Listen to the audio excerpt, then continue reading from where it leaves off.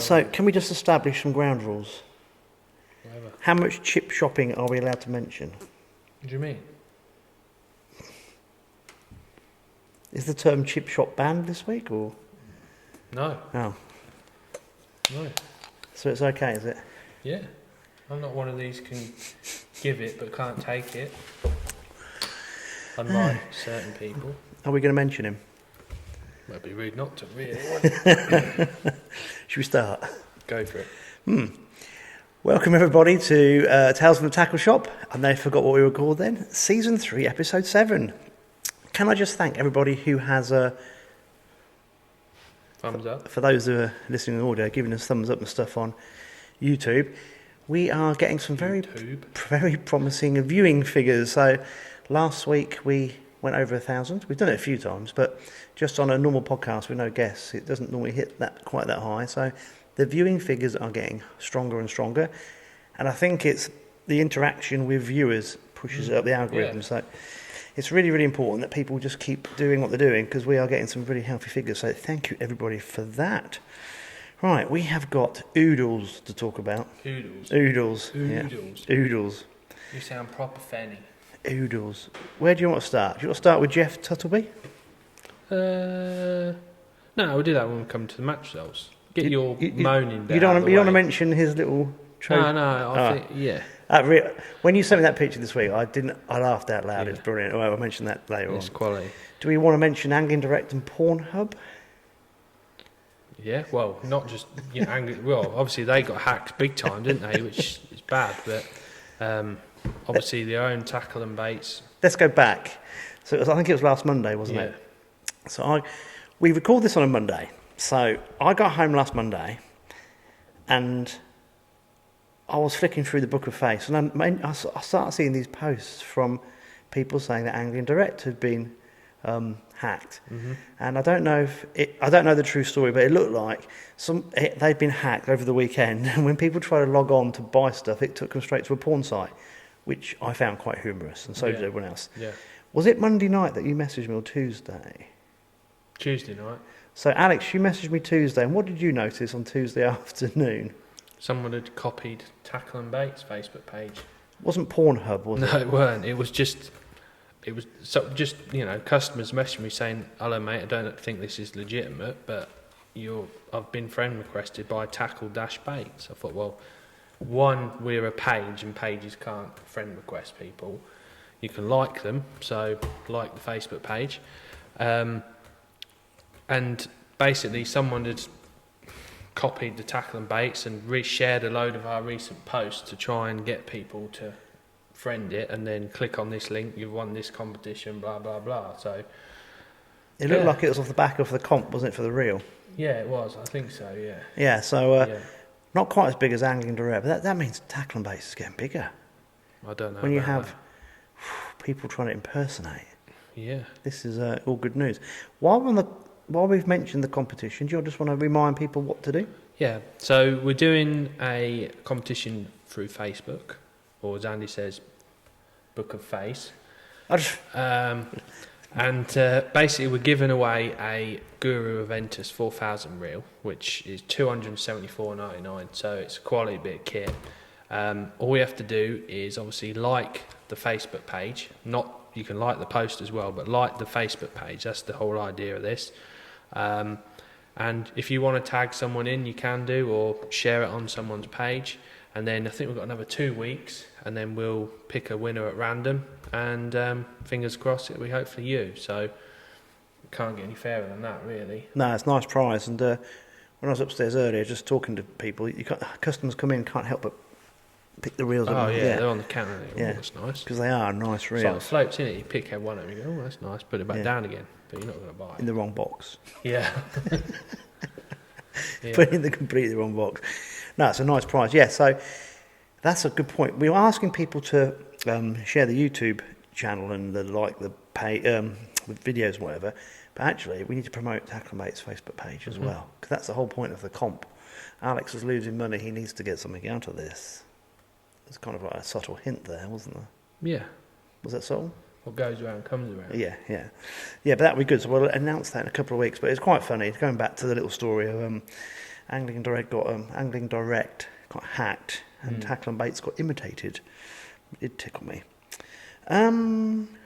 Do you want me to talk about a few local things that are going on? Yeah, come on, get your rant out of the way first. Oh, this is good. This is when I go like this. Oh, this is getting serious, because a lot of people have been messaging me over the weekend and they are furious. So, let's start with Stoke Ferry again. I mentioned it last week. Let me explain the situation at Stoke Ferry Aqueduct, and I might get this slightly wrong, and Ash Brown from Kings Lynn Angling Association will put me right if I have. At Stoke Ferry Aqueduct, I'm sure it's where the cut-off channel and the Wissey not meet but intersect, because it's an aqueduct. So at this point, people don't need to know what's actually there. At this point downstream, Kings Lynn Angling Association have the fishing rights. Upstream, the fishing rights are owned by the Environment Agency and the land is private. So as you can imagine, at this place, there's lots of signs telling people what to do, and it's pretty obvious where you can and cannot go. And it's also quite inaccessible, some of it's, because you have to go down little dirt tracks and all sorts. Okay, so Kings Lynn Angling Association are finding themselves drawn to this place more and more, because they're having to kick off people who are basically trespassing, fishing illegally and so forth on the upstream part. Obviously, people on the downstream part can have a Kings Lynn book and fish it legally. So Kings Lynn bailiffs are spending an inordinate amount of time actually policing EA fishing, which is a little bit ironic when you think about it, because basically they need to spend time policing their own stretch rather than the upstream stretch, which is not there. So they're going above and beyond and trying to keep an eye on what's going on, because obviously, I suppose their line of thinking is, one, they're trying to help out the EA, but also if they police that bit, it's going to help them on their patch as well. So it's becoming a bit of a headache. Well, I think a headache's an understatement. It's becoming a very, very big job for them. I know when I spoke to Alex Thompson last week, who's the EA Fisheries Enforcement Officer, who can I just say, who does a brilliant job. You've met him a few times, haven't you? We have 2 fishery enforcement officers for the whole Great Ouse catchment. Now, I'm not going to tell people the exact area of the Great Ouse catchment because I'll get it slightly wrong, but it's a massive area of the east coast of the country. And we've got just two fishery enforcement officers. I've worked with Alex, I met Alex quite a few times. He's a fantastic guy, goes above and beyond all the time. Again, another bit of irony. The second one's called Rob Boothby, never met him. I'm sure he works incredibly hard on the big area of the Great Ouse, but we have just these 2 guys. So Al Thompson was racing down there last week because obviously he read his NERS, which is their intel. So he's running around all over the fen trying to do things. So he's busy trying to keep on top of it. So we've got this problem that we haven't got enough enforcement officers, and things are getting really out of control, even to the point where an angling club are having to step in to police even the Environment Agency's own stretch of water. Right, things get worse. Shepperson's Bridge, again, is becoming a hotspot. Did you see the picture of the pike on the stringer? Right. So Shepperson's Bridge on the 20-foot, just outside of March, is a hotspot for us. We've known about it for a few years, and we just try and keep an eye on it. But things continually happen down there, and it's a bit of a nightmare. I went down Saturday afternoon. I thought I hadn't been down for a little while, so I thought I'd check. This is another little story. I met a guy who's from Latvia or Lithuania. He did tell me, and I've forgotten, I do apologise, but he's called Victor. This guy, obviously, as soon as I see people, I'm a little bit kind of, who are you, what are you doing? He's pulled out his VBS card. So he's a volunteer bailiff, and I thought, this is good. So I was down there Shepperson's Saturday afternoon, we're having a little chat, and he was talking to me about things, and he seems really on the ball and wants to help. He's a fairly elderly gentleman, but he's trying to help, and he's actually joined the VBS. What really worried me was he said, but I don't know what do I do if I find something? I said to him, what? And this is what really worried me, Alex. He said, yeah, last year I found a net. I said, where? And he pointed to the junction, and I went, no way. When? He went, January, February. We never heard about it. I said, what did you do? He goes, well, I found my boss, and he was doing this. And I'm thinking, so who's your boss? And I thought, it must be Paul Thomas. And he went, yeah, that's it, who is the organiser for this area of the volunteer bailiff scheme. So I said, what did Paul tell you to do? He said, told me to cut it up. And I went, did anyone phone the Environment Agency? He said, I don't know, because I don't know what to do. So that left me a little bit shocked that we got guys volunteering, but genuine guy, wants to make a difference, doesn't know what to do. So I had a whole stack of Guardian Scheme business cards in the car. So I gave him all those and explained to him, the first thing you need to do, the Environment Agency need to know. So he's on board now with the Guardian Scheme as well. I just thought this is ironic that someone from the VBS didn't know what to do. But anyway, I was down there Saturday afternoon. I made lovely contact with him. And everything looked fine. And then suddenly things appeared on social media on Sunday. And a guy called Andrew Hunter, he found basically a pike on a stringer. So I'll pop the picture up on here. It's this big metal clamp that goes through the pike's mouth and out through the gill. And this clamp was attached to cord to a float, and he'd seen this in the water and pulled it up. He obviously released the pike, and it wasn't looking too well. It kind of half swam off by the sounds of things. But then Andrew then saw 3 or 4 other guys. I'll be politically correct here and say they were of English second language, make of that which you will, who had rods spread everywhere. And he said, what are you lot doing? And they went, oh, it's not ours. Well, yeah, right.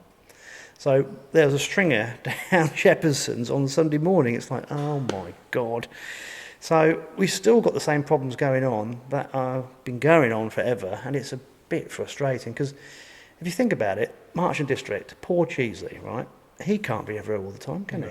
So he needs extra help. So he's obviously does as much as he can all the time, but he works full time and he was in the match review on Sunday, and why shouldn't he be? Mm-hmm. Obviously, I try and do bits and bobs. I don't know where the March bailiff was, but there was no one down there Saturday afternoon. Sunday morning, 10:30, I would suggest, is a very good time to go to the hotspots in the morning because you're going to find people. Environment Agency, you've got 2 fishery enforcement officers for the whole of the Great Ouse catchment. They can't keep on top of their own water, let alone helping out everybody else. This has now got to a head, Alex, where I think enough's enough. The Environment Agency really need to take fishery enforcement really seriously because they don't.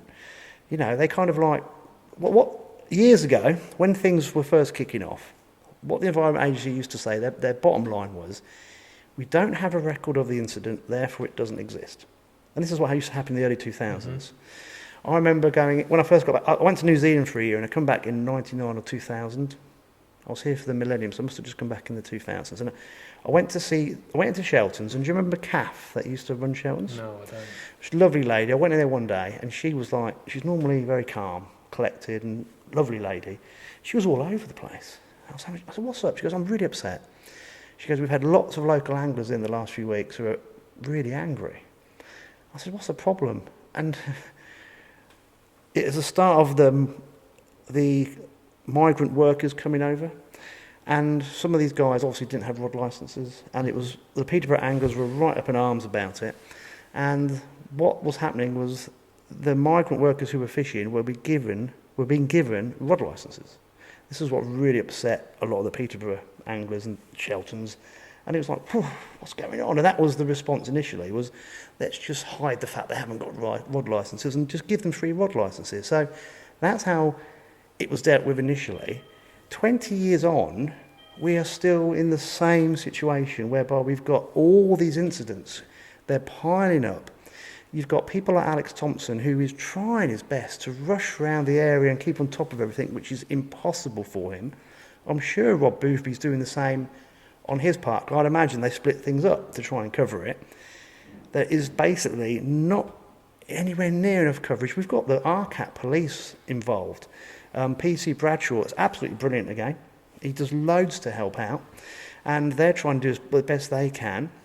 But really, I mean, you know, fisheries enforcement primarily has got a full on the EA shoulders, and we've got to this point whereby I know local anglers are absolutely furious. I mean, my phone was going mental last night as people, what can we do? This is ridiculous. This is never ending. And people actually wanted me to come on today and just reiterate their feelings, really. So everyone can get a feeling for the frustration, sadness, and now anger of people that we've had 20 years of it, and it's not showing any signs of slowing down. I mean, naively, I thought in the summer we hadn't heard, and I said it on the podcast, didn't I? We haven't heard anything for ages. And I'm now thinking, do you know what? Stuff was probably going on. It just wasn't seen or wasn't reported. And we're now picking up a lot of incidents. And it's these poor guys who are bailiffs or just normal people, dog walkers, whatever. They're spending hours upon hours just roaming because they know they've got to keep looking for things. And part of me thinks we ought to all just stop and say, we're not doing it anymore. Environment Agency, we are your customers as rod licence payees. You need to give us a service, and you're not. So why don't we just stop doing all the volunteer stuff now? Because that would make a big difference. It wouldn't be a positive difference, but the Environment Agency would be in a right pickle because there'd be nobody being the eyes and ears. But we're not going to do that, obviously, because that would just open the floodgates for everything to be destroyed. But yeah, bit of a big negative, but I think it's important that I try to explain to people who perhaps aren't aware of what's happening locally around here and other parts of the country that things are dire. People aren't going out pike fishing like they used to because they're not catching anything, which means there's less eyes where there would be naturally, and we are just finding incident after incident. I mean, did I show the message I got today from a local person of a pole he found with a bottle on it? Oh, I'll show you later. It's a marker for a net, basically. They pulled it up, but there was nothing attached, but it's been taken. So it's kind of like it feels like it's a daily occurrence, and it's just people just stumbling across things. So imagine if we did a whole blanket sweep of an area, what would we find? It would be horrendous. So I know people from the EA are going to be listening. You guys do need to pass this back to your managers, and they need to take things far more seriously than just push it under the carpet, because we've got to a point whereby if things don't stop, and if we don't have some high profile prosecutions of individuals and gangs who are taking fish illegally, if we don't have these prosecutions in place soon, there is no consequence. It's just not going to stop. It's going to keep getting worse and worse. And one last thing on this theme, we're building up to Christmas, aren't we? And what's the favourite fish of the table at Christmas time? It'll be carp. So while people aren't too bothered about pike, because pike's at the bottom end of the food chain as far as anglers are concerned, I know that, but that's the way it is. We're going to start having carp targeted soon as well, because that's the reality of the situation. Now, that's not me being racist, that's just me explaining a cultural thing. If anyone wants to claim I'm being racist, then I wouldn't be a member of the Polish Anglers Association, and this guy Victor wouldn't want to come fishing with me. So let's not go down that road. I'm just being totally honest about what's happening, and it is getting a bit scary because people are getting angry, Alex. They're starting to get really frustrated, and that's the last thing we need. We don't want vigilantes on the bank, because that's not going to help at all. It's just going to make the situation a million times worse. But we do need the legal authorities, and mainly the Environment Agency, to step up their game massively. So that, for me, is a massive worry. How do you think they can step it up? Like more people about, or? I was thinking about this. Do you know what I'd do? I'd shut their offices until Christmas, because they are middle management heavy. There's 2 enforcement officers on the ground. Mm-hmm. That's no bloody good to anybody. Mm-hmm. They need to basically shut the offices and they need to start sweeps of areas. And what they need to do, they need to find these individuals, because we can find them. We've got the registration plates. We've passed all this information on. They need to then also persuade their legal department to actually follow through with prosecutions. Because what happens is, we get information on people. The VBS have done this. I know this as fact. They've got information on individuals and gangs. It's been pushed through the system, and it gets to the Crown Prosecution Service point of view, and it's then, no, it's too expensive. We're not going to prosecute. So the prosecutions don't go through. Therefore, there are no consequences. It's been like being a school kid, isn't it? If you misbehave in someone's class and there's no consequences, what do you do? If it's a class that's boring, carry on. A friend of mine lives up in the northwest. I'm not going to mention his name, not for any reason, but I'll just keep it in-house. However, he told me a story of a couple of years ago. They found a couple of I think it was Latvian guys who were netting one of the rivers up north. Now up there, because there's a salmon and trout run, I think there's something like 14 enforcement officers, because each area is in charge of its own pot. So they take enforcement a lot more seriously because they've got, obviously, the game fishing to control as well.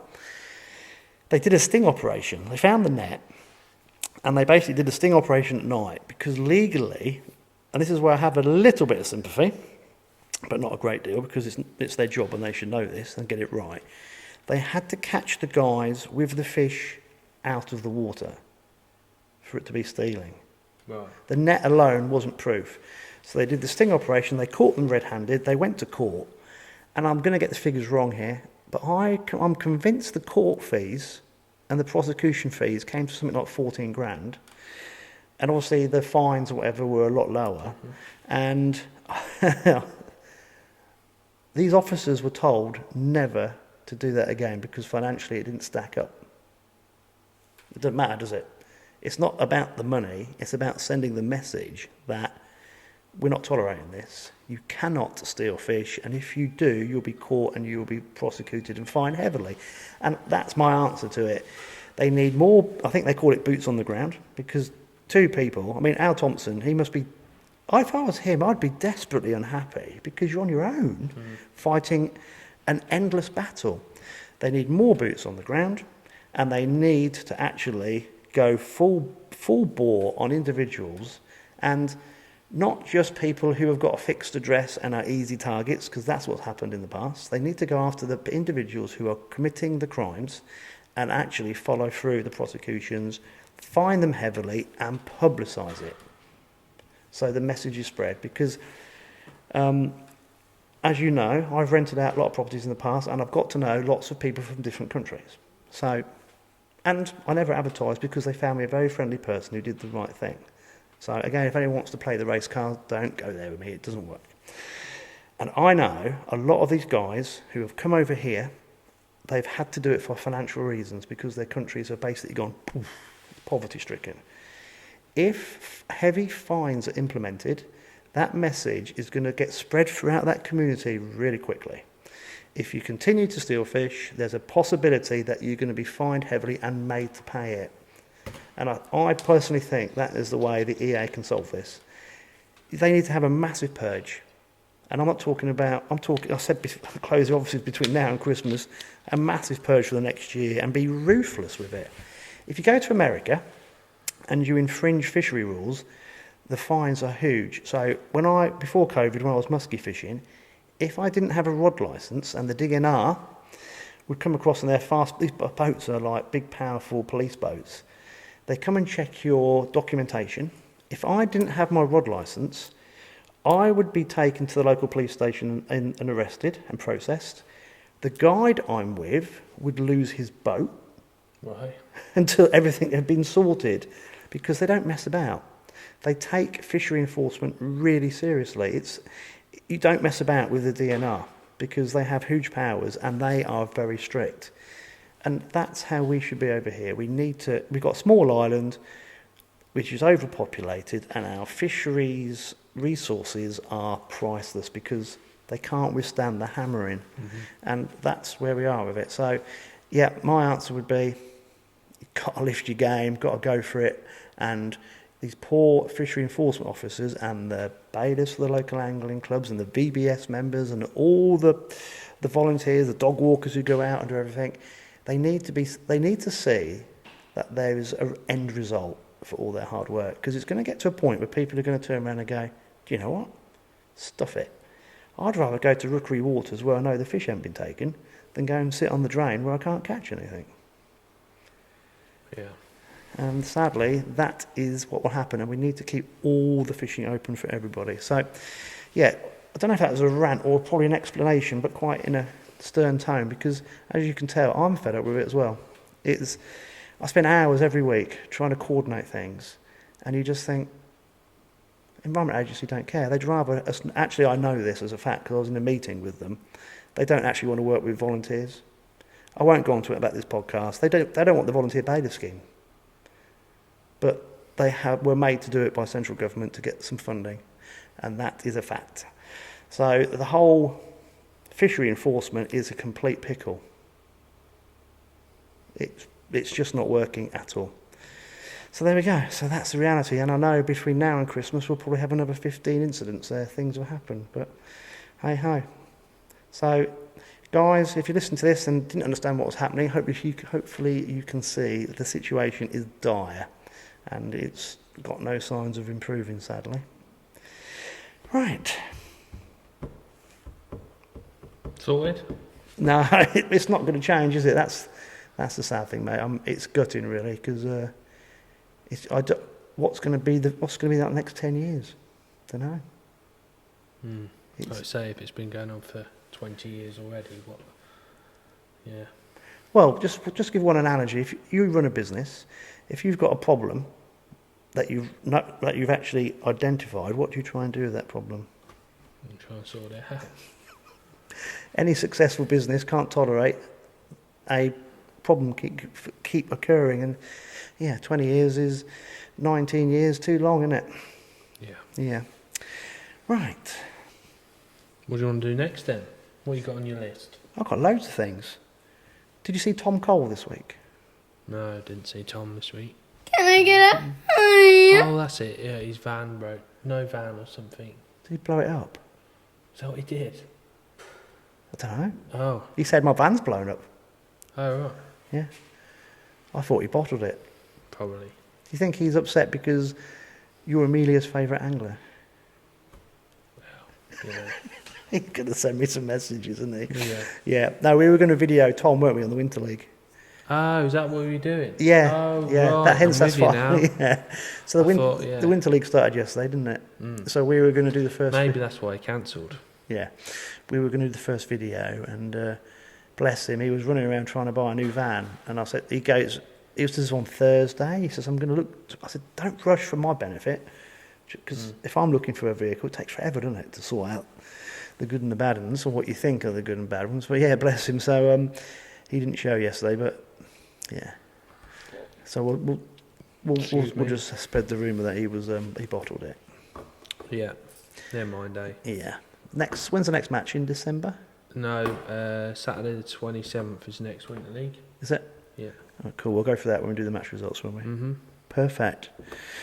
Right. Did you want to show me your bits? Yeah, show and tell.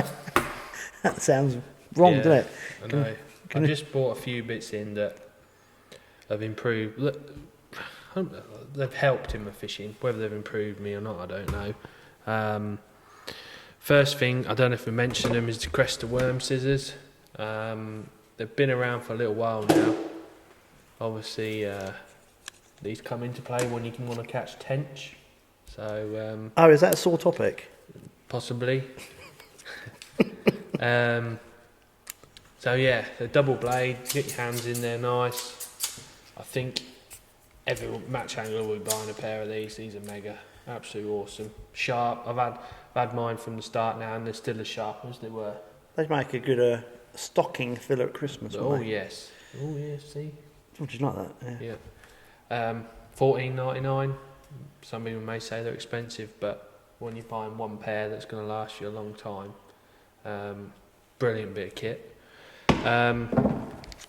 Obviously Balabini.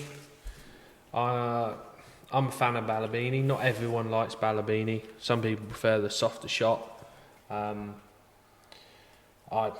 swear by it. What I do is I just crimp my line 3 times, put the shot on above it, and then slide it over the 3 nodules. It just opens up the shot inside, and that's absolute mega. They all sit nice and central. So that's another bit of kit that I know a lot of match anglers buy, and I definitely think it helps with my fishing. Definitely. I'm not really a Stotts fan. Some people are. I know a lot of top anglers use Stotts. One of the big disadvantages for me with Stotts is they slide up and down. I mean, I do use Styles quite a bit, but people say, well, it's no different. But Styles tend to stay on the line, and I'm fishing for more, delicate fish. The only thing with Styles, and the amount of weed we've got at the minute, when a boat goes through, your whole rig's just like a washing line. So do the Stotts. So these... Will you get more weed on your line? Yeah. Yeah.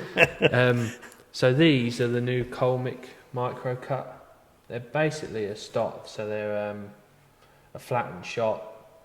These tend to stay on your line. They seem a bit more stiffer. So you can imagine if you're catching a lot of fish, the last thing you want to do is keep moving your shot about back to where they should be. So if you are a Stotts fan or that sort of shaped shot, then give these a go because they don't move. So just something that might make you a little bit quicker in a match, or just a little improvement. But I know a lot of the anglers that fish here in the open matches are starting to move on to these for that reason, because they stay on the line where you put them. They also do a 13 in these, which is mega for a little trimming shot. Again, they stay where they're put as well, so they're something a bit different, but I know everyone likes a little bit of quality gear. So that's the micro shot.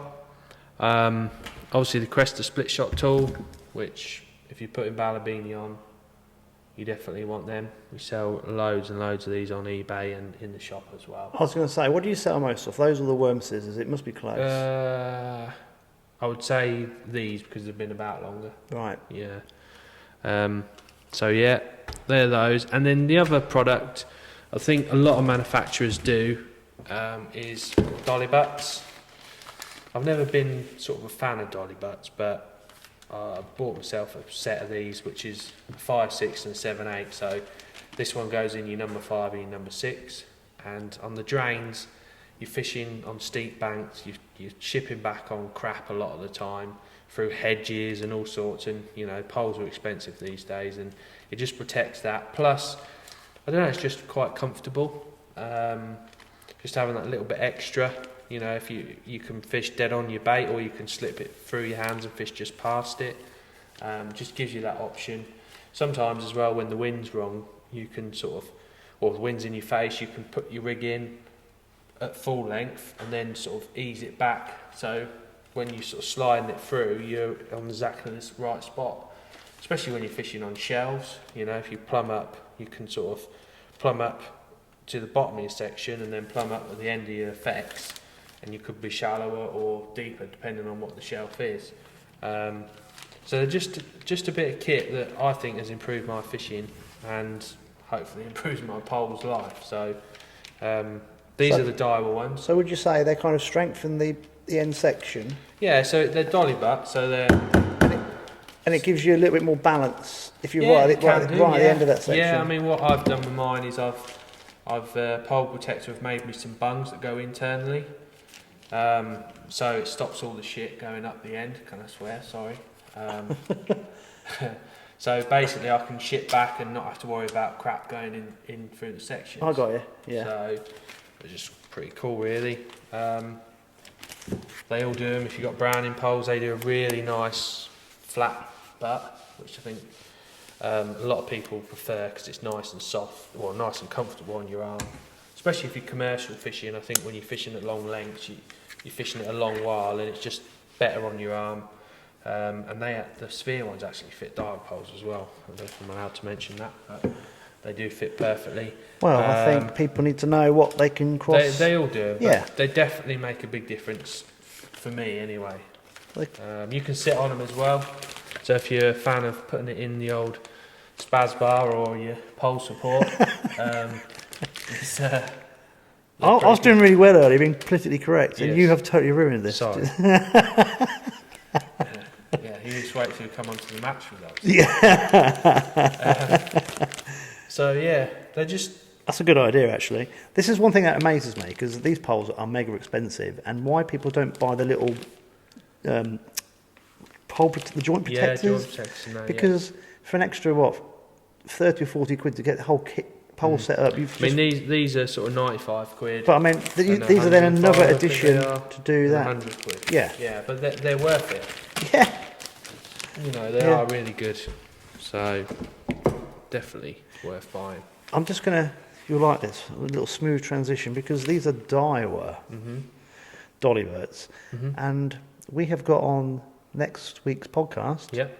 Martin Green. We have, yeah. Who part of the reason coming on is going to explain to listeners about the issues that tackle manufacturers have Yep. in getting in supply products. So a little bit of a link there. So he's going to explain to us. Yeah. And Plus, obviously, Martin's a good match angler. He fishes a lot, Ken, and he's from Milton Keynes area, so he knows this area really well as well. So that'd be a good guest, I think. yeah, but that'd be quite a nice one to explain from the manufacturer's point of view, the frustrations of getting kit in and how they are overcoming obstacles to keep the angling trade growing and booming. Yeah, that's a nice bit of these are a good idea because it's amazing how you buy. The other bit of product that I've got, which they do a parallel fourth. Now, to a lot of people, it's like, what's the point of a parallel fourth? Sounds like something out of the Matrix. What's a parallel fourth? So they obviously do a short four that fits dial poles, but this basically is just a section that's the same that end as it is that end, so it's parallel.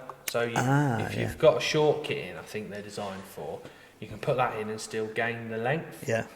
To me, I use it on particular venues like Factory Bank, where the bank is like that behind you, and you need to sort of get your line in the deepest part, but a full section is just too much, and you can just slot one of them in, and you're right where you want to be, if you know what I mean.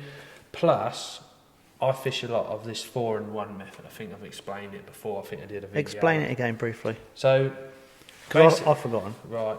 So there is a video, I think Catchmore Media, we did one on fishing bread at March, fishing 4-in-1, and we tend to do it when we can here, because your presentation's better. You get a better stamp fish, you're in control of your rig more compared to a whip.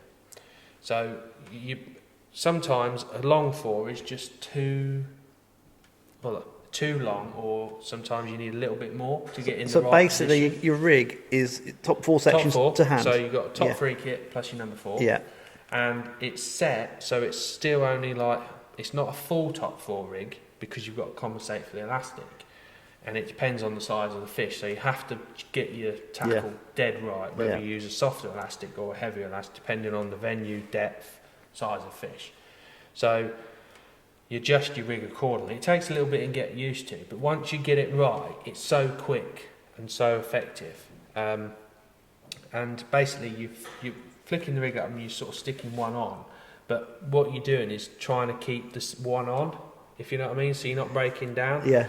So you sort of strike in, and in one motion, so you might even slide it down that much in your hand, and then obviously fish to hand. Yeah. So on venues where you might want to fish like a little bit further, and when it's fine margins and your rig's dead right, that little parallel fourth comes in then as well, because you've got that little bit extra if you need it. So you're fishing 4 plus 1.5, or you can fish 4 plus a half, if you see what I mean. When you're catching really short.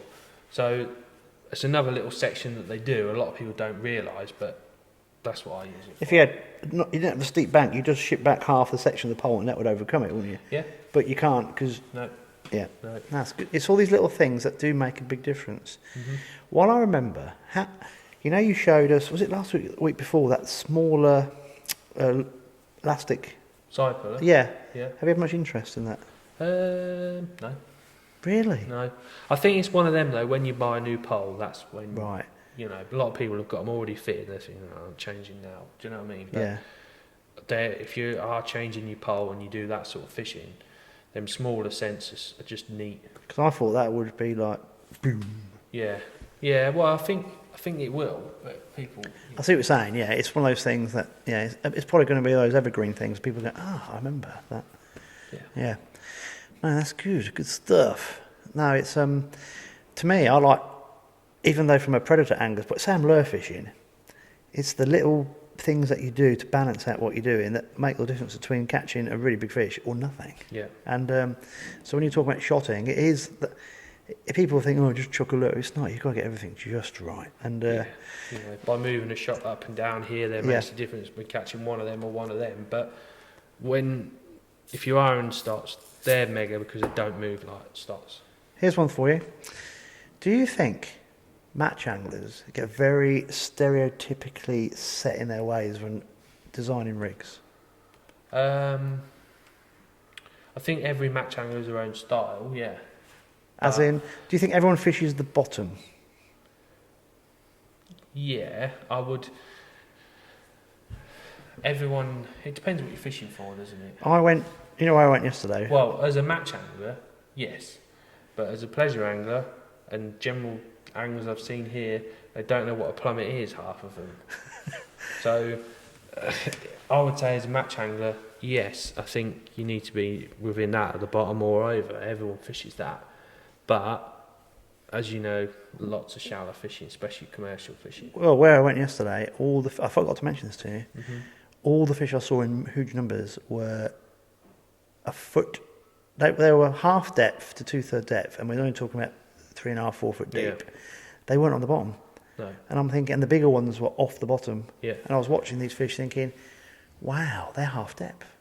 Because the water's still very warm. But I mean, even if you've got a fish in a fish tank, they're not on the bottom, are they? No. No. Nope. It's just something it's just something I'm relearning is, going back to lure fishing, you're better off being too high than too deep, too shallow than too deep, because fish look up. Mm-hmm. Mm-hmm. And I was watching these bait fish yesterday. I was in everywhere I was going where I found huge numbers of them. They were just cruising around mid-depth. And I'm thinking, this is interesting. I wonder if match anglers automatically go beneath them. I think, well, Benwick, you definitely don't go beneath them because you can't get anywhere near the bottom. I think, I always say if I was shallow fishing for carp and F1s, some venues have a minimum you can fish, and I always start at that. People say, well, what I'll start to, but I always want to be at the shallow so I can catch.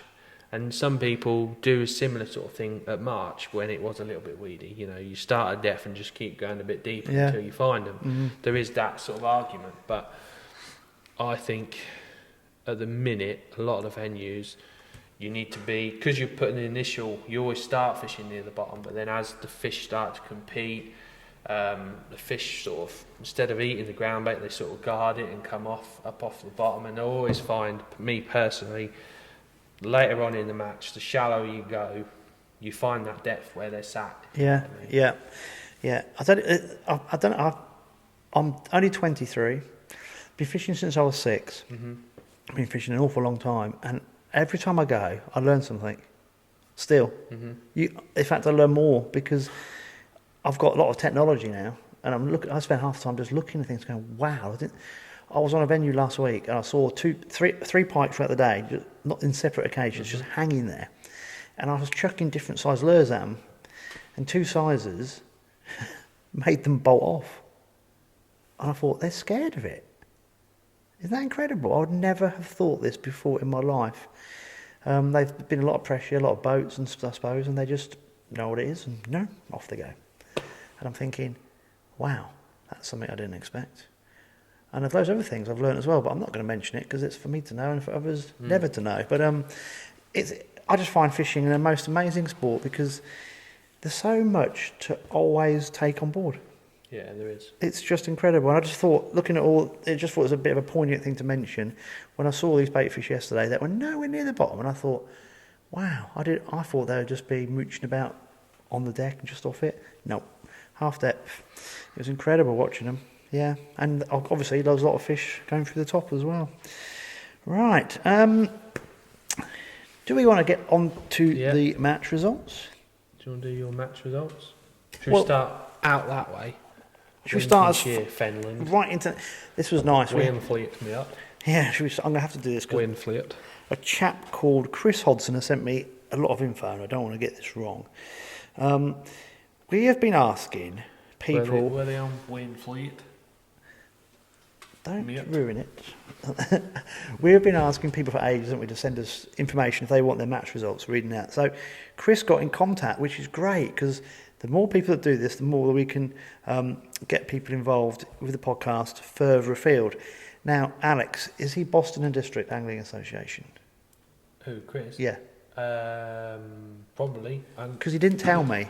I would say it's the Boston Winter League, is it? And I was looking on his angling page, and they've been doing some autumn league matches. Cookie's doing quite a lot of matches and that. So I think this is Boston and District. Yeah, it will be. Yeah. So he sent me the match results for the river steeping. Wind fleet. For November the 14th, which is the old school area. Yeah. So first with £16.6 was Mark Cook. Yeah. Cookie. He was. Do you know him? Yeah. He's on peg 2. Second was Richard Bond with £12.8 Yeah. on peg 7. £7.8. No, £12.8 on peg 7. £12.8. £12.8 on peg 7. Third on peg 4 was Kev Wilson with £8.14. Fourth on peg 18 was Beanie Sawyer. Yeah, he comes. Yeah, no Beanie. Yeah. Yeah. £8.13, so that was close, wasn't it? Yeah. Fifth on peg 25 was Nige Butler with £8 dead. Yeah, I think he's a Peterborough lad. And sixth on peg 9 was Pete Harker with £5.14. Good old Pete. I see he come in the shop on Friday actually and picked some bits up. So. Perfect. The next match, guys, is Wednesday the 17th, which is this Wednesday. Draw at 9 a.m. on the lay-by at Vicarage Lane. So the steeping, I've not actually fished steeping, but obviously I know, working at Westwood for quite a while, I know that's where a lot of the winter fishing is now. The Boston drains seem to switch off slightly, and that's where the anglers in that area go. Well, I've got some information that really? Chris sent me. Oh, yeah, right, so okay. you've kind of stole my thunder a little bit. That was quite good, yeah. So he said the River Steeping is a Silvers venue in Wainfleet. Wainfleet, me up. Most of the lads that fish are locals from the Boston matches, but we fish here in the winter. Yeah. So that's really good. Yeah, it used to be, I don't know if you remember when we had some floods a little while back, 4 or 5 years ago now, and basically it flooded a whole village. Do you remember seeing that on the news? Basically, I do, it burst its banks. Yeah. That was the steeping. And it's always been naturally really shallow, a bit like all the drains near the towns. And I think they've dredged it out now, and it's about 5 foot deep now. So it's changed the fishing slightly. But I know there's a lot of anglers out there. It's all squat fishing. And, Is it? yeah, Oh, a bit wow. of red fishing. Yeah. It's just nice fishing. I mean, when you think of the Boston drains years ago, there's a massive winter league on the Boston drains. You had the Bargut, as they call it, round there. Yeah, Bargate, yeah. First started working in Westwood. I said, oh, what's this one? That's the Bargate. Oh, no, it's called Bargut. Oh, okay. That was my southern accent. And then Southerner. now I speak northern, according to everyone else. And they had the Bargut, they had Obol, they had the Trader, they had some, certain areas. Sibsey Trader, Yeah, yeah. obviously big Pike area as well. Oh, well, those drains, they used to hold... It was weird. The Lincolnshire drains, they didn't have reputations for really big fish, but loads of 20s. Yeah. And then when the problem started, then some bigger fish came through, because obviously... Yeah. And then it seems to have got decimated, and that's why the big perch have shown up. Mm-hmm. Because... Yeah, the bigger Pike. They're the now Pike the king. aren't- They're the king, Yeah. aren't they? It's, some of these drains are really good perch waters. Yeah, it's Bellwater as well. I don't know if they still fish know that that one. anymore. It's a little drain off Hobble. Remember we had a winter league on there years and years ago. Medlam, mate Gav obviously used to live on the Medlam, and he's had some fantastic pike and tench that catches. They're just like the drains around here. They just shoal up a bit, but and the other one is Frith Bank. Now that's a bit like Factory Bank, but about that deep. I was going to say, because what they do, I think they have a big problem with saltwater incursion, don't they? They can do, yeah. And high tides coming through, because some of Yeah. these old gates are old gates, aren't they? Yeah, And this is why the little side drains get really good in the winter, because the fish migrate. yeah. Is that the same? I think so, yeah. Yeah. I mean, I remember fishing a match in the summer on the Bargate, and I think it was a day after a national or something like that. It was just one of them when someone, there's a match on the Bargate, we'll go and fish that. And we got there and it started plumbed up, and was all squat fishing then, odd bream on feeder, ground bait long, maybe catch a few skimmers and bits and bobs, and heaviest rigger set was about half a gram. Anyway, I've cut my first ball of ground bait and gone out, put it in my cup, shipped out, and I've seen my ground bait fizzing like right down my peg, and I thought, Christ, it's moving. So I potted my ball of ground bait, and I'm like, what's this all about? Anyway, I'm thinking this ain't right. I put rigging, it's just going like that. Anyway, I hooked a bream like on a 4x12 rig, and it's going like this. I was like, what am I doing here? Lost it, and then everyone was like, what's going on? And it was just dropping and dropping and dropping and dropping and dropping. I'm thinking, shit. So I chucked the feeder out and I've caught one on the feeder. And then I chucked out again and I caught another, because you always chuck quite a way over there. And basically, by the end of the match, where I was chucking the feeder was out of the water. Really? What would have been that deep. And I don't know what happened. I think the rumour has it, the gates jarred. Basically emptied and it. then from that day on, the bar gate hasn't been the same. No. Whether it was that day or not, or other things, we don't know. But that's what happened on the weird. Holland main drain. It's just like they flushed out a load of the bream. Mad. Real mad. How would you do that? I haven't finished off the rest of Chris's message. Oh, right. Right, so this is the River Steeping Winter Series, right. Wainfleet area. This is big. They got a sponsor, sponsored by Carl Drury Limited and Batesman's Brewery. Yeah, Bateman's. Yeah. That's big. Obviously, they used to do the Bateman's Cup and that out of that way, yeah. So we've got some dates here. So the next few matches are December the 5th, December the 19th, January the 9th, January the 23rd, February the 6th, and February the 20th. Now, you can tell this is a very well planned event because they've got reserve dates as well. Mm-hmm. Yeah. And the reserve dates are February the 24th and March the 6th. The entry fee is £15, all money to be paid out as prize money at the end of the series, no pegging fees. Oh, nice. Pools for each match is a tenner. So it's cheap, isn't it? Match fishing circles, yeah. Points will be awarded by sections. The size of the sections will depend on the size of the entry. Carl Drury Limited of Wainfleet is kindly sponsoring trophies for the top 3 anglers plus extra prize money. So that's a really, really cool event. Batesman's Brewery have kindly offered to sponsor us with the use of their venue and will provide a buffet for the presentation of prizes after the final match. More details of this will be announced nearer the time. So if you want to enter and you want to reserve your place, you can ring or text the following number: 07919608019. I'll say that again: 07919608019. Or you can contact Chris or Derek Skinner on the Facebook Messenger. So that's Chris Hodson. Please note the dates in January and February are made a boo-boo with the original dates. The matches are definitely on Sunday, so if those dates don't quite coincide, it's the nearest Sunday to what I just read out. So that sounds like some really perfect for them lads up there, isn't it? Yeah. So Chris, thanks for reaching out to us. That's great. So anyone else, if you've got matches lined up or you want match results mentioned, just get in touch. Chris, I know you'll be listening to this podcast. If you can just send us the results for each match, we'll read them out as the winter series kicks into gear. And if you can just give us a bit of a, like he's done, this is perfect because I know nothing about it, but I can read just. So like Chris has done, just if you keep sending us updates with who's done what, we'll mention people because this is what this is all about, is mentioning the guys who are doing really well. Or guys who are not doing really well but enjoying themselves and still getting prizes. Well, did you see what I did there? Possibly. Yeah. But we ain't done Whole Beach yet. So. Oh yeah. We got to come back, haven't we? Yeah, work your way back this way. Through the fen. So Whole Beach, Chris Newton sending in the results a bit like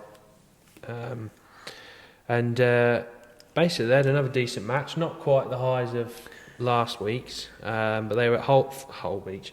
Whole Beach were at Foreman's Bridge. Gary Boxall was top with 19.4. Chris was second with 13.12. Alan Smith 9.4 and Roger Smith 8.9. So not as good as the week before, but still lots of perch. Amazing how many perch. That's incredible. Yeah. I wonder if they're fishing. They must be fishing chopworm and cast, and it must be all just lobbies or I don't know. Why there's so many perch in one area? Yeah. But strange. Again, that would make perfect sense with the lack of pike. Yeah. Wouldn't it? Yeah. If people don't know, the main Holland drain, I know a lot of history behind this. The bream got flushed out. Not all the bream. A lot of the bream got flushed out one particular spring or summer because they're old wooden gate stills. It runs into the Nene. And then a few years later, the pike stocks just got annihilated by a saltwater incursion, like completely wiped. Mm-hmm. What happens... People might say, well, why didn't the other species get wiped out? What happens is the shoaling effect takes place, isn't there? So the Thurn or the Bure is a really good example. When they have a saltwater incursion up there, the shoalfish like the bream and the roach, one or two start to die. The rest of the shoal aren't daft. They know something's up. They get out of there, don't they? Pike don't shoal up. They just die. They get caught in the problem. So what happened on the Holland, there was a mass number of pike. They're just dead. Wiped out the whole lot. Yet the other species could get out of the way, but obviously there'd be some mortalities, but they managed to get out of the way of it. So what's obviously happened now is the perch are making a comeback, and there are no pike as such to control them. So the main predator on there, and I would imagine in 4 or 5 years' time there'll be some clonking perch come out. But there we go. That's the way. That's the way these fisheries, when they're unbalanced, they work. So it'd be nice to see some of the roach and bream come back. I know some of the big bream are in there. What Holbridge used to do, they used to they used to net the side drains. Their side drains were like fish nurseries, and they used to net all the silvers and put them in the main drain. That's why the main drain used to be awesome. And the Little Holland, back in the day, but I suppose when things were easier, they used to sell the little carp. And the money from selling the carp, they'd buy more silvers and put them in the main drain. Right. So Holland main drain was amazing. It was Silver City. But, you know, the drainage board don't really care about fish stocks and obliterated it. And that's another story. Ramsey next? Well, should we talk about Tid? Yeah, that's that way, isn't it? Yeah, they didn't have any matches. No, not this week, did they? Which is a Victor real Simmons. shame. No Victor Simmons this week, yeah. No, I do worry about small clubs, because clubs survive off the real hard work of 1 or 2 people, don't they? The unsung heroes all the time. And Tid was struggling a bit at Main Road. Then they had that match at the Commercial, which name? Yeah, Kingston. That's it. And then I don't think they've had a match since, because of perhaps 1 or 2 anglers have been fishing in the Winter League, and the numbers have dropped off. But let's just hope their numbers pick up again so they can keep ticking over, because it's the bread and butter of Fenland, isn't it? The smaller clubs just having their matches. And as we'll see with Whittlesea, there's a way around the poor fishing at times with other things, which they have been trying to do at Tid as well, I would imagine. They are, yeah. We'll do Ramsey and then we'll do Whittlesea last. So Ramsey are pretty much got one venue at the minute that's worth fishing. The Narrows is fishing particularly hard for silverfish. I think there's probably a few pike about.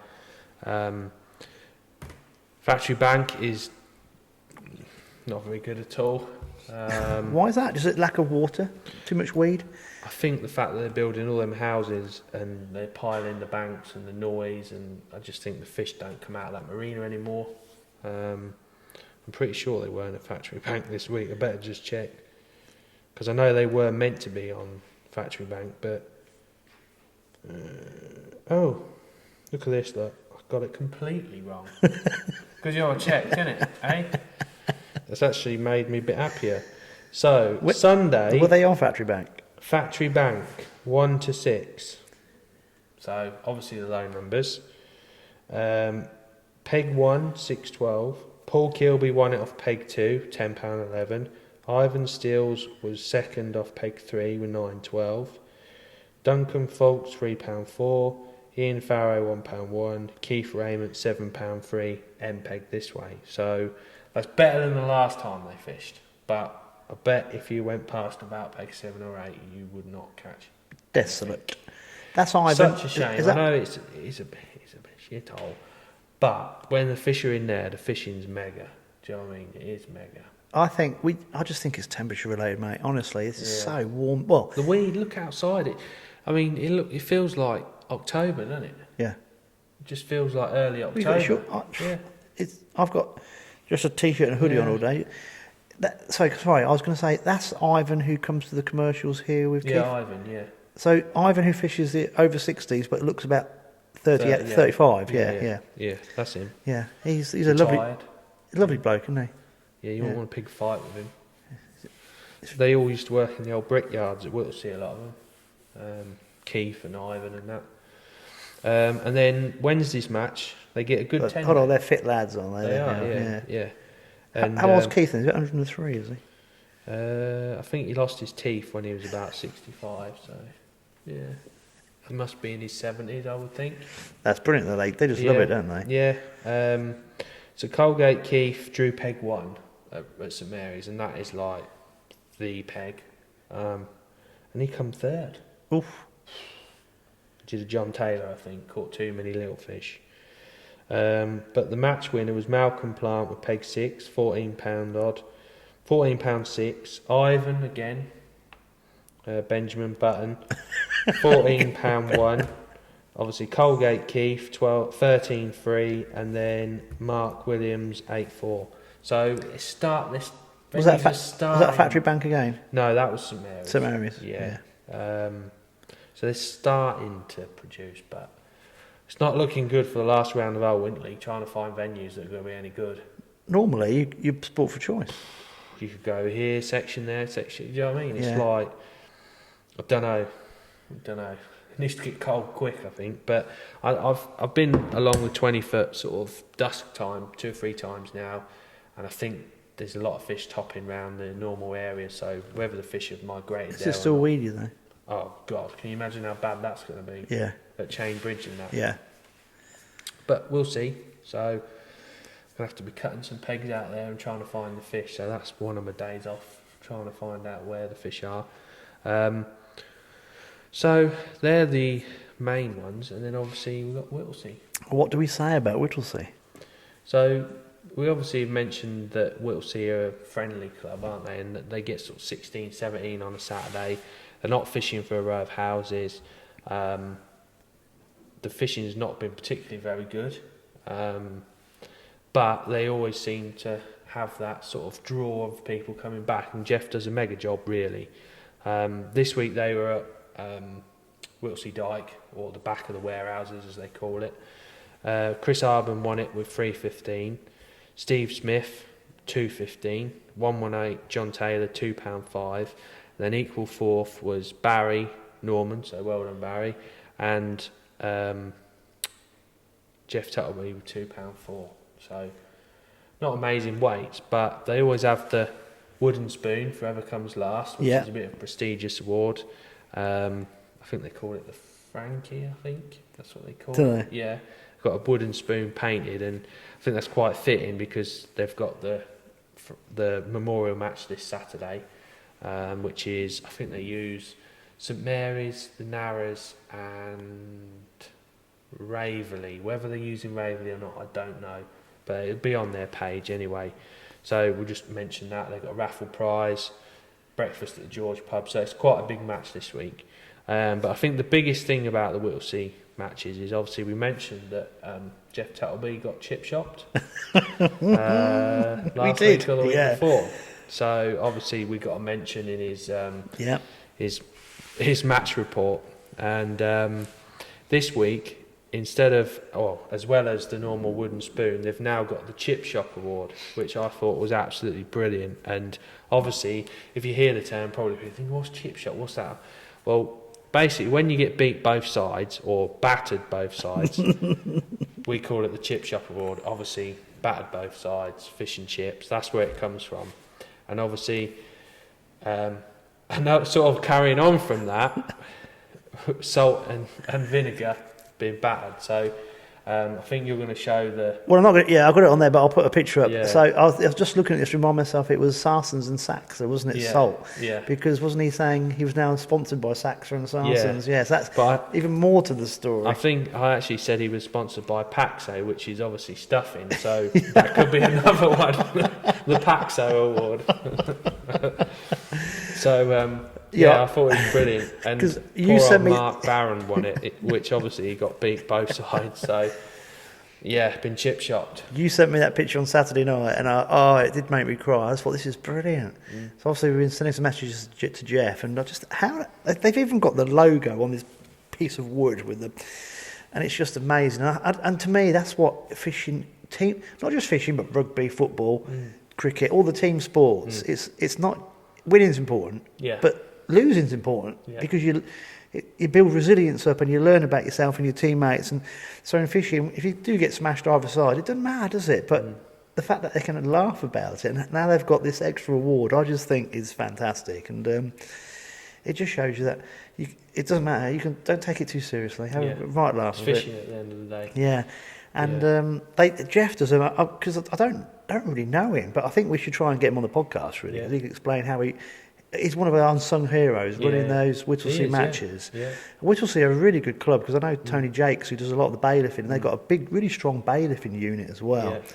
And as a club goes, they're really well organised, and there's a lot of guys that pump in a lot of time into that club. Yeah. But the humour is fantastic, and the way they're going to have another 15, 16 people there this Saturday. Yeah, and this Saturday they have more because it's the Frankie's Memorial match, but Frank Baralaka. And I know in the area he was quite a big character, so they'll probably have 35 fishing on. That's brilliant, isn't it? Saturday on the different venues that he used to like. The Ramsey Club and Yaxley and Whittlesea used to fish with all them clubs, so that's why they've picked the 3 venues. Yeah. So yeah, it's good. I mean, it's great. It is really great. And I think they're a good model for others. When I say, I don't wish to be degrading when I say small, but you know what I mean. So we've got a lot. All the clubs are small, aren't they? Because and they pump into the bigger thing, but they've got such a great setup whereby they've got so many people helping. And with other clubs, it is down to 1 or 2 people always. And I think just other guys at other clubs, we need to realise that if the more people help, the bigger it gets, and then they can do the more fun things because people have got a bit more energy and time because they can then spend a bit more time on that. And Whittlesea have got it sorted. The fishing's not great, but they don't care. They pile down, they have a right laugh, and it will pick up. And as the water comes through and the temperatures drop, the fishing will improve. But they're having a great time. So one of his mates did say, you should get Jeff on the podcast. So I think we ought to really, cause just for that effort alone, that's fun. But he could explain. He likes Speedway as well, so that's another good thing. Does he? Yeah. I used to go as a kid. Yeah. Proper Fenland sport, that is. A friend's Chris Freer's dad used to do the Speedway at Kings Lynn with the seating, I think. Right. And that was a bizarre experience, go and watch the Speedway at Kings Lynn when what's the stones called on the track when they go around the corner? Shale. Is it shale? And you get absolutely pebble dashed. Oh, it's mega. You have a shower to go and then have a shower when you come home. But all the locals would have these perspex sheets, and as they came out, they put the perspex sheet up so they could still watch. No, they use the programme like that, don't they? And then it's like, you look round the corner like, oh, he's overtook him, I missed that. Speedway, it's strange.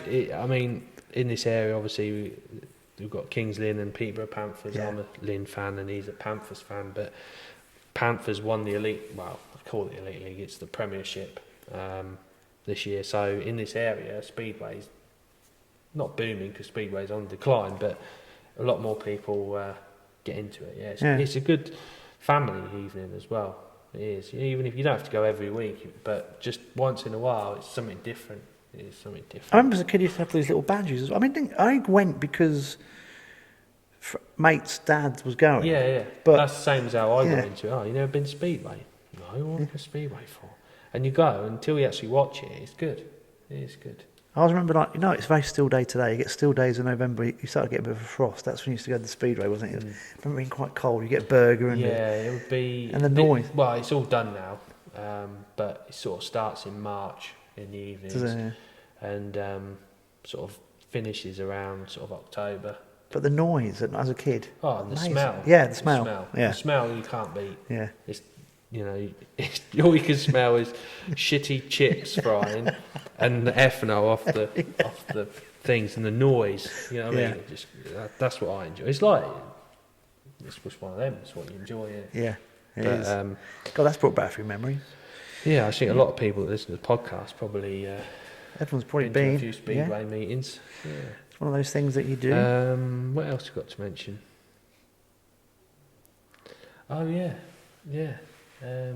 One more match. Well, you say about the curse of the podcast. Normally it works the other way round. Yeah, well, what's this all about? Basically, I've been chip shop this weekend. I don't mind admitting it. Cheers. Where's Gav Wright when we need him? Yeah, I don't understand why he's even in the conversation. He probably don't even understand what chip shop's all about. I probably have got a little bit of a part to play in this. Right. Because I have told him to wind you up all year. Right, okay. So I do... So when I didn't hear from him last week, I was saying, Gav... Oh, first of all... Oh, he's called Bert, he's not Gav. It's Bert, is it? Yeah. He wasn't holidaying. Oh, wasn't he? No, he's moved. Oh, we knew there was something wrong, Yeah, didn't we? apparently he's moved to get away from your negativity. That's what he told me. He said, He's the one with the negative attitude, well, I'm telling you. we'll come on to his score sheet last. Yeah, okay. Because we'll save that till last. It's one of them. If you give it, you've got to be able to You've got to be able to take it, haven't you? As simple as that. But anyway, Sunday I see he's put on March and District Facebook page a Picture of me, yeah. beautiful picture of you. Yeah, me like with my rig roost with like just getting all the top kits out, all of them that I didn't really need. But and he said you drew B section, yeah, next to Cheesy Bob. and you were next to Cheesy Bob. Yeah, I knew. You know when you think there's someone not in the peg next to me yet, and I think there's no one left in the car park. James has just walked past me, James Drackley. I'm thinking, you know, you in your head, you're working it out. And I thought, well, that's Stan J Silver, Stan J Gold. So it's going to be Mark 1 Black. Well, they're not short this week. And then you just went, like light bulb. Oh, no. I've got Cheesy Bobfish Tench next to me. And then I said to James, I said, how much do you bet that this... He goes, no, you'll have an empty peg. And I was like, no, this will be Bobfish Tench drawers next to me. And then, what I bet? You know what he's like? I thought, oh, no. I said, that's it. Oh, no. Anyway, Bob does one thing and he does it very well. He fishes for big fish. He must be a bit of a nightmare actually to fish next to. He's and especially on that bit there because there is an odd tench kicking about there. But in the back of your mind, you know he just needs one bite and you're screwed. Yeah, but normally you can beat one tench. Yeah. But I couldn't quite beat one tench. So my match simple really. I drew B6, which for anyone that knows Benwick, where the road basically hits the bank, that's where I am. Last week, £7 was a good weight through that section, so I thought we'd be fishing for a similar weight. I thought it might have been a bit better, really. I'm plumbing up everywhere. I'm like, oh my God, this is horrific. You're just like, oh, don't let it get to you. Because if you let it get to you, he'll scramble you. Honestly, it's horrendous. Because the boat next to you could go, oh, I've got no wheelie mark peg, and they haven't. Do you know what I mean? It's like, frustrating. So the nearest I could find a clear spot about top kit +1, where obviously someone had chucked some sort of rake, and I thought, well, why is that clean there? Obviously they've chucked a rake in and they've brought it back in the same spot every time, and that'll be where it's come through and cleaned it. Yeah. So I thought, I don't think I'll catch that. Chin clear. So I fed all my little bases. So you could see it was a clear patch. No, you plumbed up. Right. Because sometimes you're so clear you can see. Because you're all in reeds there as well, and you set right back. So it's another dump. And so basically I plumbed up, started the match, not caught a lot. All I've done for the first 25 minutes is just take weed off me. I could just keep going shallower. And the way it's fishing at the minute, the fish are just spooking. So you catch 2 or 3 here, 2 or 3 there, 2 or 3 there, and it's loose feed. It's proper. It's tricky fishing, but I won't say enjoyable. It is and it isn't. It is what it is. And after about 2.5 hours, I'm at a par with the rest of the section. I'm thinking this is really close because James Dracula got Mossy to my left, so they're 7 and 8, but obviously hot rods and image anglers. James is on a roll at the minute. He's sectional on drains. Mossy, very good as well. And then the other end of the section, you've got Dale and Dave Rowell and Colin and all them. And normally that's the better end because there's normally more fish that end. Yeah. And after 2.5 hours, I'm thinking I'm doing all right here, steady away. And then Mossy got a tench. It weren't particularly big, and it was probably £2. You don't see many less than £2. I'm thinking, right, I've got to go some to beat, a small fish, and he's got a tench. So I thought, right, do this. And then about half hour later, I heard someone go, "What you got there, Bob?" I'm like, oh no. Basically, he's caught nothing. And I'm looked to right, and he's going, Elastic. Done me in the weed. I think it's done me in the weed. Elastics I'm like, no. Because before the match, he pulled his that. He goes, if you see this coming out, you know you're in trouble. I was like, yeah, I know. Don't worry. The writing's already on the wall. It's going to happen. So it's already psychologically damaged you. Yeah. Anyway, he's playing it, and he's like, and then all this big ball of weeds come up, and he's like netted it. I'm like, he's like this, digging through the weed. He goes, oh look, I hadn't even hooked it in the mouth. It's inside it. I was like, no, I don't even want to know that either. It's a good £3.5 at least. It was a proper tench. Yeah. And I'm thinking, I've just got to get my head down. I'm trying to catch a big fish as well because I'm thinking, I only need one tench and I'm back in the mix. Do you know what I mean? But you don't want to give it too long because you still got to do a bit for the team. So I'm thinking, if I can beat one tench. And I couldn't beat one tench. You know, when but after the match, you just like, you think you've done awful. Yeah. The fish have been small. Not being able to get a rig anywhere near the bottom to catch a better stamp fish. Not that you catch on the bottom, but you need that cleanness going through in the fish. And I've tried everything, done everything, and you've given everything, but you just think, I don't know really. I really don't. And there's all this floating shit on the top as well. There's a lot of leaf litter as well. Me and Mossy are having a bit of banter, and Bob as well, which is what you go for, isn't it? You know. And so it went £6.9 Dale Stones. I thought, I don't think I've got that. I honestly don't think I've got that. And then Colin weighed £5.6 or £5.9. Then Dave Rowe had 5 at 3 or 5.4. I'm thinking, this section's tight. I'm going to be close to that. Then Andy Lawrence had £2.15, and then Bob weighed £6.15. I thought, Jesus, that's it's weighed heavier than I thought, that tench, because he's just fished for bigger fish, and he's caught a few better perch, which you don't really see. And then I pull my net out, and I'm thinking, oh God, he's bad. He's bad. And I'm like, oh no, Gav's going to give it to me so bad. I thought, no, I can't believe it. Anyway, put them on the scales, and it's gone, and then it's like, it's got to be 6.15, isn't it? 6.15? No, 6.14. I was like, looking through my net, like, there's got to be one in there. Please be a perch or something in there. No. I was like, absolutely gutted. And then I thought, well, if Bob's got that, Mossy's going to have more, because he's caught more small bits and pieces. Mossy's weighed £7.10, one section, pissed it. So I've been chip shot basically. But technically you haven't, because you've got to be battered either side, haven't you? Well, no, if you beat both sides, chip shots. So you've just been chip shots. Yeah. Ah. So maybe here's the curse of the podcast.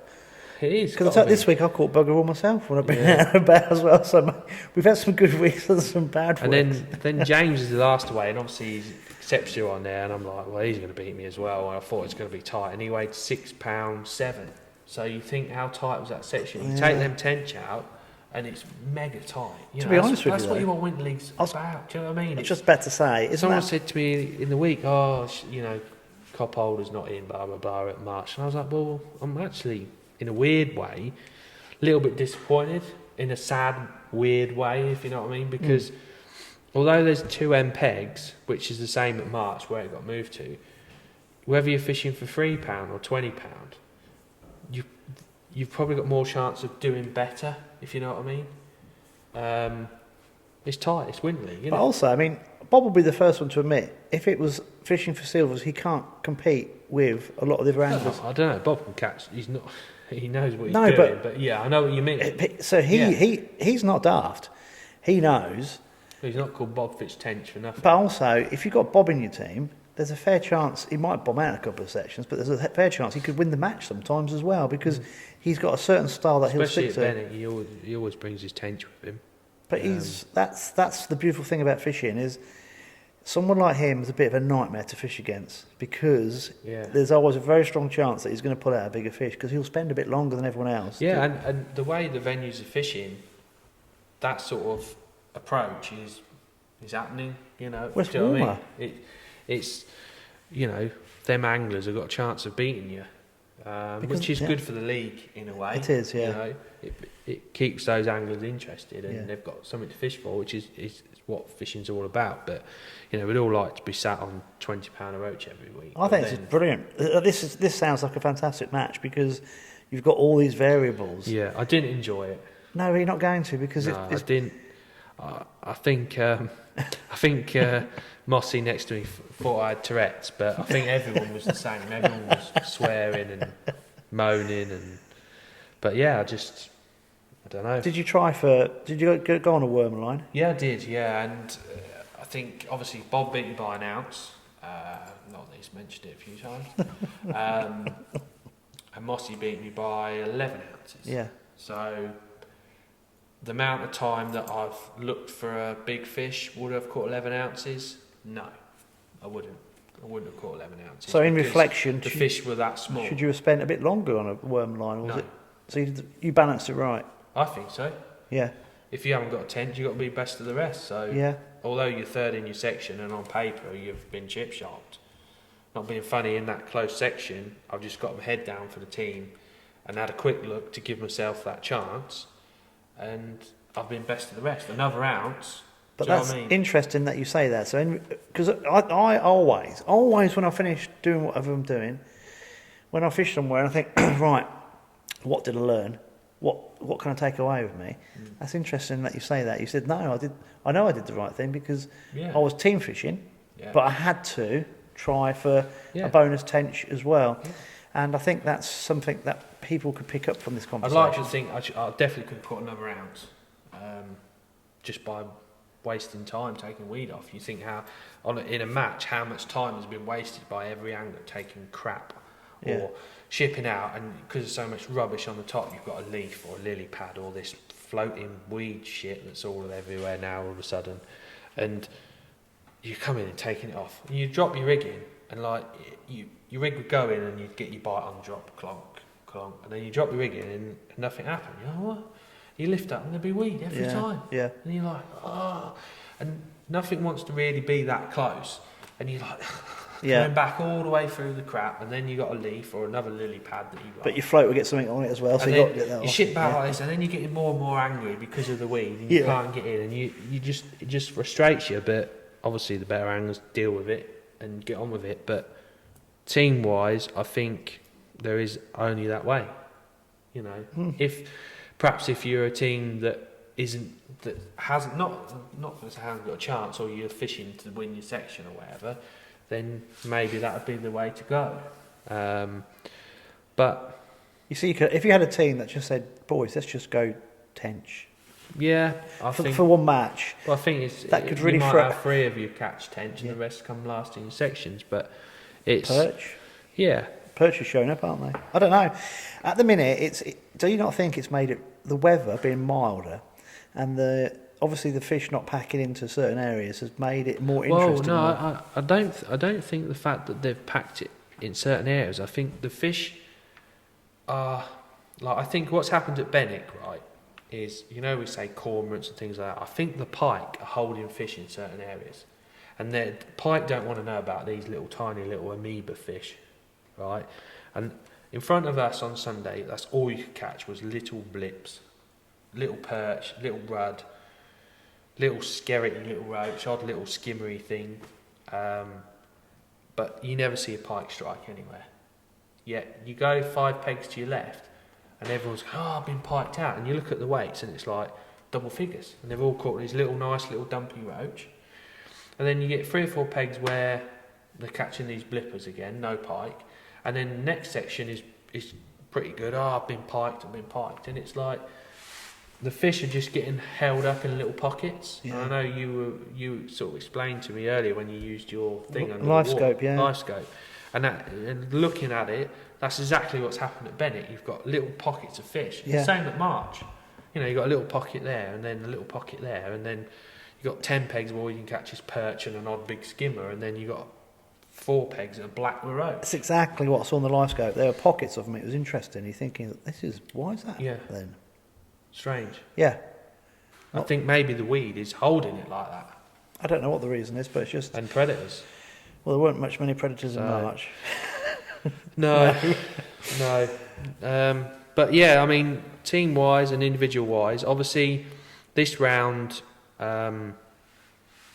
we call it sort of the jockey trophy, but it's not just about Alan Lemon, jockey. Obviously, he passed away 5-6 years ago now. It must be, yeah. Obviously, Spriggy passed away this year. Yeah. Mick Asker, Yeah. you know, Hot Rods have had Tim Nash. There's a lot of local anglers that fished the league for quite a while have sort of passed, and it's memorial shield. Do you know what I mean, for those anglers, and it'd be nice to have obviously won it. Obviously, no chance of that this week. But individually wise, Danny Mason won it from the MPEG at March, which was always going to be the case. If you weren't at March, you probably weren't fishing for the top 5 places. £20.6, still a mega weight. Runner-up was Mr. Stacey Cup champion. I think the money's on Steve Welford. I think he's had 3 wins and a second. So, you know, in the standard of anglers and how patchy it's been, that's mega. Yeah, it is. Mega. He's had £19. And then third place, I know a man who would love to have won the Jockey Memorial is John Bates. He's had £18 free at halfpenny toll or H section. He's had 4 or 5 bream. I saw a picture, yeah. Yeah. It's good. Shame he didn't win it. One more I think he needed. They look bigger than that as well. Yeah, they're not some nice bream. Yeah. Fourth was Gary Miller from March. He had £18. Hold on, bream don't count though, do they? Or tenth shouldn't count unless you catch one. Same old scenario. Gary Miller had £18 dead from March. Same section in K, and then Rob Hubbard was near the wires in C section, and I think he had £16.5. So 2 weights from Benwick, and the rest were at March. So pretty decent fishing. And as a whole, I think my section might have been the lowest section winning weight again. What about C section? C-section, well, that Rob Hubbard was C-section. He had £16. You haven't quite got your own back What? on Bert. Oh, well, you know, I didn't want to mention it, Andy, to be honest. So, you know, but as long as he enjoys his day, that's all that matters. What happened in C section then? Well, Bert Wright, as his new name is, Mr. Positivity. I think he had a nice day though. He had £3.15. So I think he was last in that section with £3.15. So he wasn't chip shopped. He was. No, he was. What do you call I it? don't We need a know, new we'll have to name. have a new term for last in section. Got to, haven't we?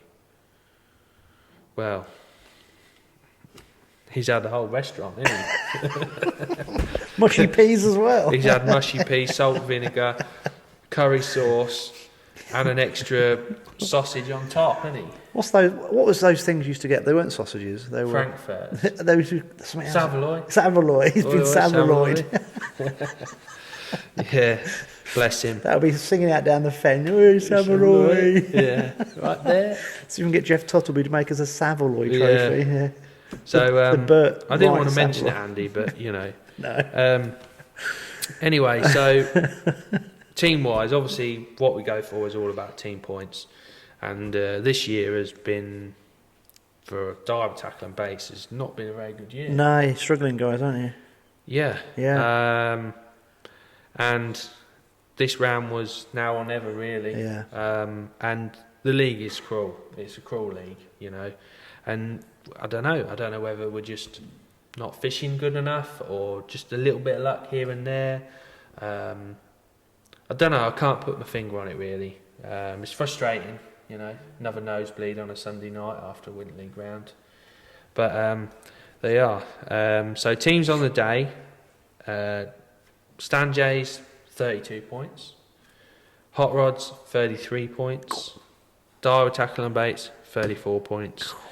Image, fourth, with 40 points. And then Peterborough, I think they had about 48 points. Mark 1 Black, 52. And then Stan J, silver, Mark 1 Black.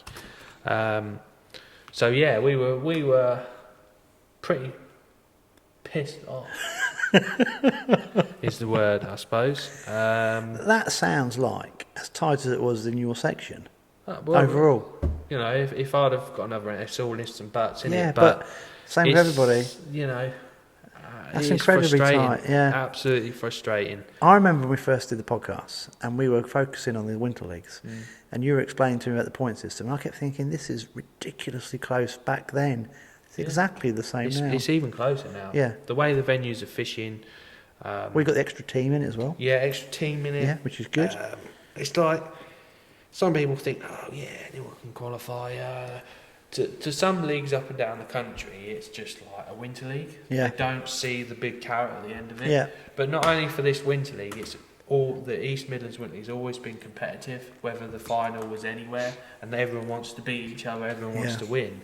And soon as basically October comes, the whole area is sort of looking at this league and looking at the venues, and it's just, you know, phenomenal, really. It is phenomenal. The fishing's been harder this year, but you have to adapt as a team to overcome it, don't you? Yeah. It's not all about catching loads of fish all the time.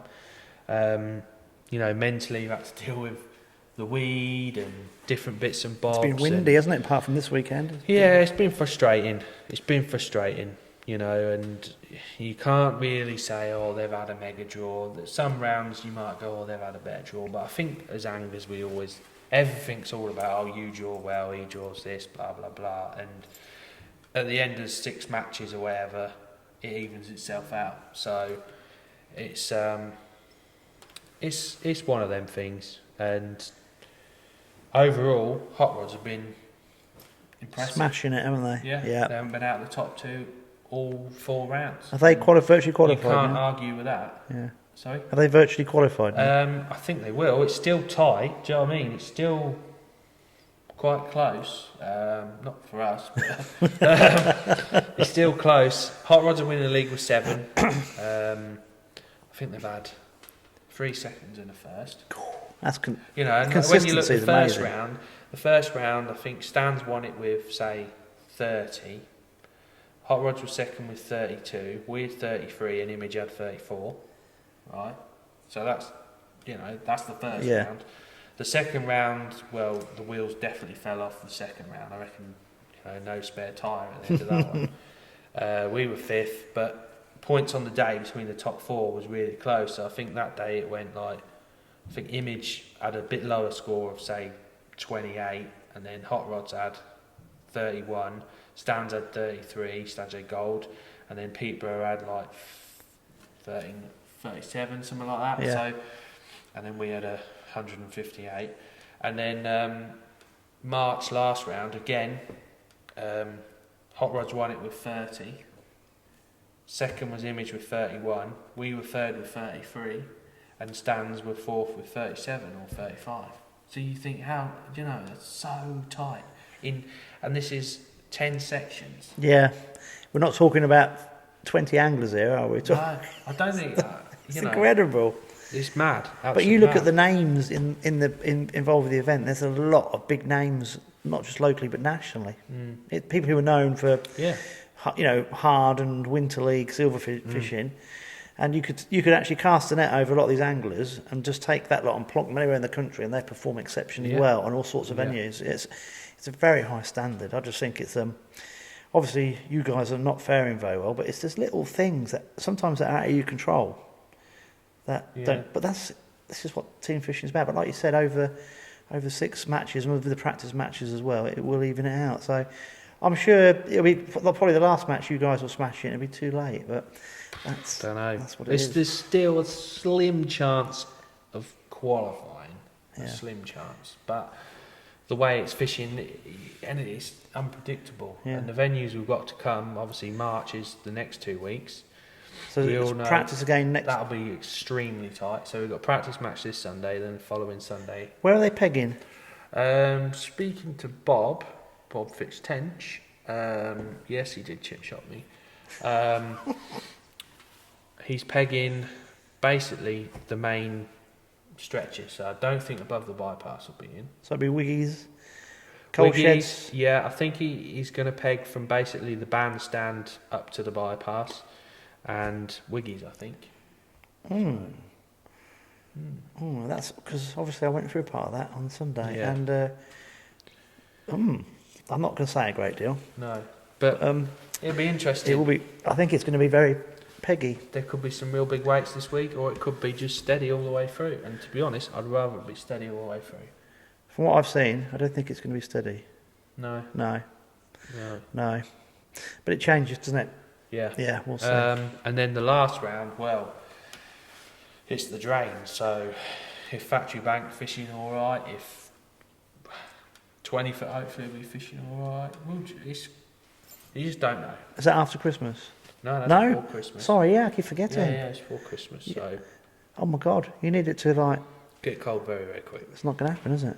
I mean, normally this time of year, years ago, boy, you'd have Raveley, you'd have Factory Bank, you'd have Ramsey Narrows, Ramsey St Mary's, Carrot Wash, Cock Bank, you know, the 20 foot, March. I mean, we never used to fish March. Now it's like the only place we can go and catch fish. It's really weird. Yeah, it needs. You know, you didn't fish March really until Christmas. Christmas match and after, you know, but Nothing ever lasts forever.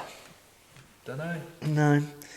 I'm just conscious of the time because I'm just checking, and this is well over an hour and a half. And now some people love it when we do a long podcast. Well, I think we're done now. Anyway, my backside doesn't I'll give like you the really long. results of the overall league. Cause, Yeah, go on. Brown and Hot Rod 7, Stanjay Gold 9, Matrix Image 11, Darwood Tackle and Baits 14, Peterborough 20, Mark 1 White 23, Stanjay Silver 29, and then Mark 1 Black 31. So, At the minute, it's a 3-horse race, isn't it? yes. 7, 9, 11. 14's So- a little bit adrift. 9, 11, 14. Yeah. You Who to- knows? Who knows? Well, I'm not giving up. I'll tell you what, going back to what I said a minute ago, this has been a long podcast, but haven't we talked about a lot of different things?